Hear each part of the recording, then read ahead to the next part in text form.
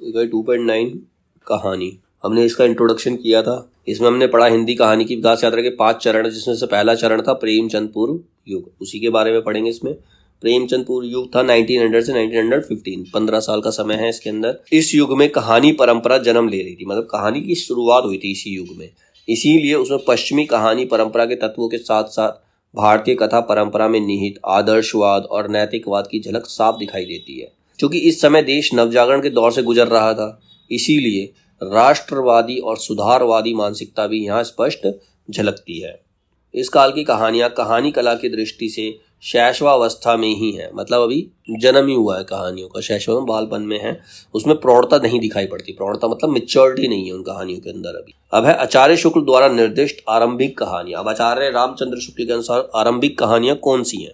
पहली कहानी इंदुमती। इंदुमती के रचनाकार है किशोरी लाल गोस्वामी। इसका प्रकाशन वर्ष 1900 है और ये पत्रिका सरस्वती पत्रिका में प्रकाशित हुई थी। दूसरी कहानी गुलबहार, ये भी किशोरी लाल गोस्वामी ने लिखी है। इसका प्रकाशन वर्ष है 1902, ये भी सरस्वती पत्रिका में प्रकाशित हुई। फिर है प्लेग की चुड़ैल, इसके रचनाकार हैं भगवान दास। इसका प्रकाशन वर्ष 1902 और ये सरस्वती पत्रिका में प्रकाशित हुई। फिर आती है 11 वर्ष का समय, इसके रचनाकार रामचंद्र शुक्ल हैं। इसका प्रकाशन वर्ष है 1903 और ये सरस्वती पत्रिका में प्रकाशित हुई थी। पंडित और पंडितानी, इसके रचनाकार हैं गिरिजादत्त वाजपेयी। इसका प्रकाशन वर्ष भी 1903 है, ये भी सरस्वती पत्रिका में प्रकाशित हुई है। फिर कहानी है दुलाई वाली, इसकी रचनाकार है बंग महिला। प्रकाशन वर्ष 1907 और पत्रिका सरस्वती पत्रिका। तो ये आचार्य शुक्ल द्वारा निर्दिष्ट आरंभिक कहानियां, शुरुआती दौर की कहानियों के नाम थे। इंदुमती, गुलबहार, प्लेग की चुड़ैल, 11 वर्ष का समय, पंडित और पंडितानी, दुलाई वाली, ये शुरुआती दौर की कहानियां थी। अब है प्रेमचंद पूर्व युग के प्रमुख कहानीकार और उनकी कहानियां। प्रेमचंद पूर्व युग मतलब प्रेमचंद से पहले के युग के प्रमुख कहानीकार कौन थे और उनकी कहानियां कौन कौन सी थी? तो पहले कहानीकार हैं राजेंद्र बाला घोष। इन्हीं को बंग महिला के नाम से जाना जाता है, राजेंद्र बाला घोष को।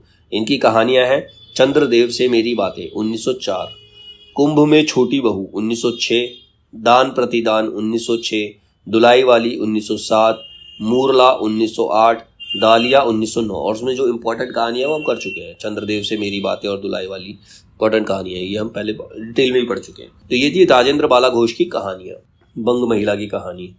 फिर है केशव प्रसाद सिंह, इनकी कहानियां हैं आपत्तियों का पहाड़ 1900, चंद्रलोक की यात्रा, ये भी 1900 में आई थी। अगले राइटर है माधव प्रसाद मिश्र, इनकी रचना है मन की चंचलता 1900, पुरोहित का आत्म त्याग, ये भी 1900। फिर है राइटर गिरिजादत्त वाजपेयी, इनकी कहानी है पति का पवित्र प्रेम 1903, पंडित और पंडितानी 1903। फिर है लाल पार्वती नंदन, इनको हम गिरिजा कुमार घोष भी कहते हैं। इनकी कहानी है बिजली 1904, मेरी चंपा 1905, एक के दो दो 1906, मेरा पुनर्जन्म। फिर है कार्तिक प्रसाद खत्री, इनकी कहानी है दामोदर राव की आत्म कहानी। उसके बाद वेंकटेश नारायण, इनकी कहानी है एक अशरफी की आत्मकथा 1906। फिर सूर्य नारायण दीक्षित, इनकी कहानी है चंद्रहास का अद्भुत आख्यान 1906। फिर वृंदावन लाल वर्मा, इनकी कहानी है राखी बंद भाई 1909, तातार और एक वीर राजपूत 1910। उसके बाद है राधिका रमन प्रसाद सिंह। राधिका रमन प्रसाद सिंह की कहानी है कानों में कंगना 1913, कुसुमांजलि, गांधी टोपी 1938, सावनी समा 1938, पैसे की घुगनी और दरिद्र नारायण। फिर बिजली, ये सारी कहानी राधिका रमन प्रसाद सिंह की है। फिर है विशंभर नाथ शर्मा, इनको कौशिक के नाम से भी जानते हैं। इनकी कहानी है रक्षाबंधन 1913, गल्प मंदिर 1919, चित्रशाला भाग 1 1924 ईस्वी और भाग 2 1929। फिर है कलोल 1933, उसके बाद प्रेम प्रतिमा, फिर मणिमाला। ये विशंभर नाथ शर्मा की कहानियां हैं। उसके बाद है चंद्रधर शर्मा गुलेरी, इनकी कहानी है सुखमय जीवन 1911, बुद्धू का कांटा 1914 और उसने कहा था 1915। इन दोनों कहानियों में स्वदेशी आंदोलन की अनुगूंज है। दोनों सरस्वती में छपी, यह डायरी शैली की रचना में है। अभी दोनों कहानी कौन सी? दुलाई वाली और चंद्रदेव से मेरी बातें। दुलाई वाली और चंद्रदेव से मेरी बातें स्वदेशी, इन दोनों कहानियों के अंदर स्वदेशी आंदोलन की अनुगूंज है और दोनों सबसे पहले सरस्वती पत्रिका में छपी थी। अब दोनों कहानी लिखे, दोनों कहानी के जो नाम है वो है चंद्रदेव से मेरी बातें 1904 और दुलाई वाली 1907, और दोनों ही सरस्वती पत्रिका में प्रकाशित हुई थी, और इन दोनों में ही स्वदेशी आंदोलन की अनुगूंज है। और एक रचना है चंद्रलोक की यात्रा। चंद्रलोक की यात्रा डायरी शैली में रची गई है और यह प्रथम वैज्ञानिक कहानी है। पहली साइंटिफिक कहानी कौन सी है? चंद्रलोक की यात्रा, जो कि आई थी 1900 में। फिर है राखी बंध भाई, जो 1909 में आई। इस कहानी से ऐतिहासिक कहानियों की परंपरा आरंभ होती है। वृंदावन लाल वर्मा को हिंदी में ऐतिहासिक कहानियों की परंपरा का प्रवर्तक माना जाता है। इन 4-5 कहानियों के बारे में बता रखा था। अब जो उसमें इंपॉर्टेंट राइटर है उनके बारे में बताया है प्रेमचंद पूर्व युग के अंदर। पहली राइटर है बंग महिला, जिनका पूरा नाम है राजेंद्र बाला घोष। ठीक है। चंद्रदेव से मेरी बातें को भवदेव पांडे ने हिंदी की प्रथम राजनीतिक कहानी कहा।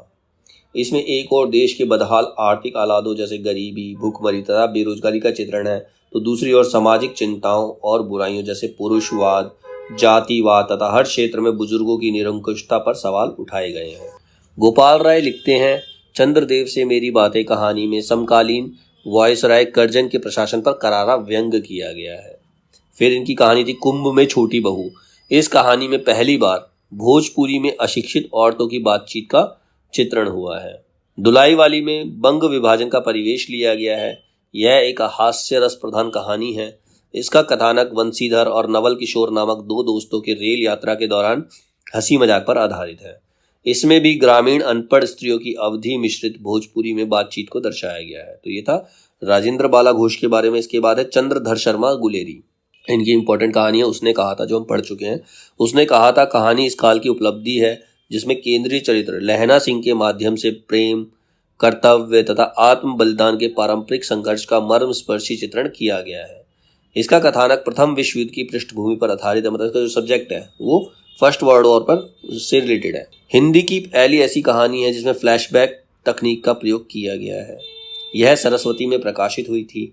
इसी कहानी पर 1960 ईस्वी में उसने कहा था फिल्म भी बनी। उसने कहा था, कहानी की प्रशंसा में आचार्य रामचंद्र शुक्ल लिखते हैं, घटना इसकी ऐसी है जैसे बराबर हुआ करती है, पर उसमें से भीतर से प्रेम का स्वर्गीय रूप झांक रहा है, केवल झांक रहा है, निर्लज्जता के साथ पुकार या कराह नहीं रहा। कहानी भर में कहीं प्रेम की निर्लज्जता, प्रगल्भता, वेदना की विभत्स विकृति नहीं है। सुरुचि के सुकुमार से सुकुमार स्वरूप का कहीं आघात नहीं पहुंचता। इसकी घटनाएं ही बोल रही हैं, पात्रों के बोलने की अपेक्षा नहीं। फिर सुखमय जीवन एक मासूम और सात्विक प्रेम कथा पर आधारित है। यह भारत मित्र में प्रकाशित हुई थी। इसके बाद राइटर है विशंबर नाथ शर्मा, जिनको कौशिक के नाम से जानते हैं। इनकी सर्वाधिक प्रसिद्ध कहानी है ताई। इनकी सर्वाधिक प्रसिद्ध कहानी ताई पर शरद चंद्र की बंगला कहानी बिंदुर छेले का प्रभाव मिलता है। विशंबर नाथ शर्मा कौशिक ने प्रेमचंद की तरह ही आसपास की जिंदगी से कहानी के विषय लिए हैं और पारिवारिक समस्या, बाल विवाह, पर्दा, दहेज प्रथा आदि का अंकन किया है। फिर राधिका रमन प्रसाद सिंह। इनकी जो मेन कहानी है वो है कानों में कंगना। कानों में कंगना इनकी प्रथम तथा सर्वाधिक चर्चित कहानी है। यह इंदू पत्रिका में प्रकाशित हुई थी।